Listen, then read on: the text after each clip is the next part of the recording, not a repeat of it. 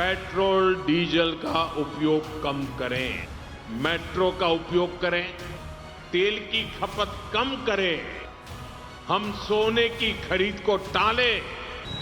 અક્ષય દિનના વાયદા કરતા મોદીજીએ હમણાં જ લોકોને કહ્યું તેલ ઓછું ખાઓ, પેટ્રોલ ડીઝલ ના વાપરશો અને સોના ચાંદી ના ખરીદશો. હવે આ પાછળ લોકોનું કેવું રિએક્શન છે તે આપણે પબ્લિક પાસેથી જ જાણીએ અને મોદીજીના કહ્યા પછી લોકોનો મૂડ કેવો છે તે પણ જોઈએ.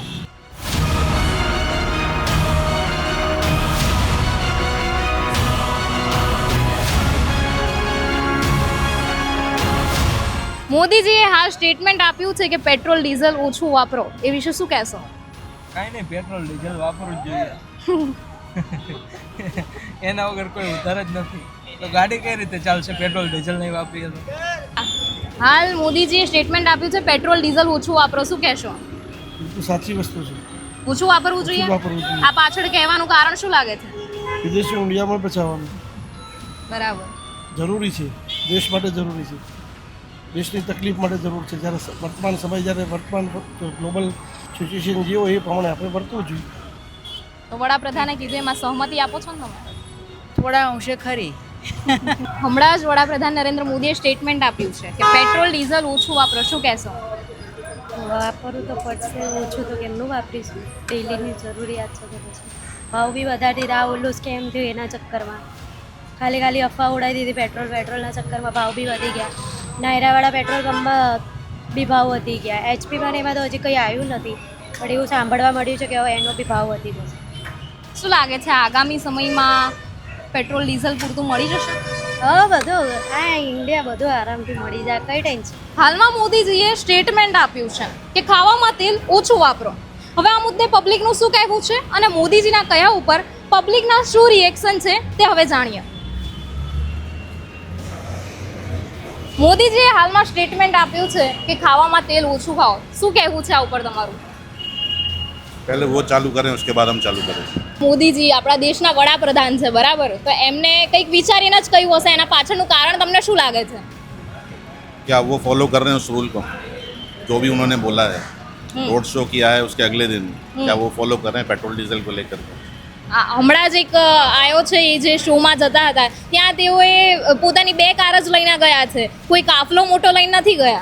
सोमनाथ में जो हुआ था उसमें 2 कारें तो नहीं, उसमें तो पूरा काफिला था. 2 व्हीलर्स कितने थे वो गिनती में नहीं आएंगे, इतने 2 व्हीलर्स थे उसमें. और बात रही तेल की, तो आदमी खाना तो छोड़ेगा नहीं उनके चक्कर में. એમને બીજું પણ કીધું છે કે પેટ્રોલ ડીઝલનો ઓછો ઉપયોગ કરો, બને તેટલું તમે બસમાં જાઓ યા તો મેટ્રોમાં ટ્રાવેલિંગ કરો. એ વિશે તમે શું કહેશો? देखो सब अपना कमाते हैं, अपना घूमते हैं. मोदी जी के कहने पर ऐसा कुछ नहीं होने वाला. मोदी जी बोलेंगे कि आज आप बस में ट्रैवल करो या किसी में भी ट्रैवल करो, तो ये सब जो उनके ऊपर जो देश के ऊपर कर्जा हुआ है वो सब उनकी ही बदौलत है. उसके पीछे जनता ये सब धक्के नहीं खाएगी. એ કીધું છે સોનો ચાંદી નથી લેવાનું. આગળ કોઈ પ્રસંગ આવતો હોય, લગ્ન પ્રસંગ કેવું આવશે તો તમે શું કરશો? લેવું પડે, લેવું જ પડે ને. મજબૂરીમાં શું કરે માણસ, પ્રસંગ તો કાઢવાનો. તો 5% વધારીને 15% કરી દીધું છે સોનું લેવા ઉપર ટેક્સ, બરાબર. તો હવે તમારું જે એમનામ બજેટ હોય એ તમારું હલી નહીં જાય? હલી જ જાય છે ને. અત્યારે અમે કે રીતે ઘર ચલાવો કે રીતે બધા મેં ભાવ વધારી દીધો હોય તો હવે શું કરવાનું આપણે? તમારું સ્ટેટમેન્ટ આપીને છૂટી જાય. હા, એને પૂછવું જોઈએ. પબ્લિકને તકલીફ તો પબ્લિકને પડે ને. ગાડી પેટ્રોલ ડીઝલ નહીં ફેરવવાનું, પોતે 25નો કાફલો લઈને ફરે. 32 ગાડી હોય છે, બિચારા માણસ પાણીમાં કાલથી પાણીમાં તરવાનું રાખીએ. શક્ય છે? શું કરે માણસ? એને બધું મળી ગયું એટલે એ બોલે. આમ પબ્લિક છે ને એને તકલીફ છે, બીજું કોઈને તકલીફ નહીં. એ તો કોઈ ફરક નહીં પડવાનો. પણ મોદીજીએ કીધું કે ઓછો કાફલો લઈને ફરો, તો અત્યારે હાલ જે આ શોમાં પહોંચ્યા છે પોતે પણ 2 ગાડી લઈને જ પહોંચ્યા છે. આજે એક જ વાર 2 ગાડી લઈને પહોંચ્યા છે, બાકી કોર્પોરેટરથી લઈને એમએલએ સુધી 5-5 ગાડી લઈને ફરે છે.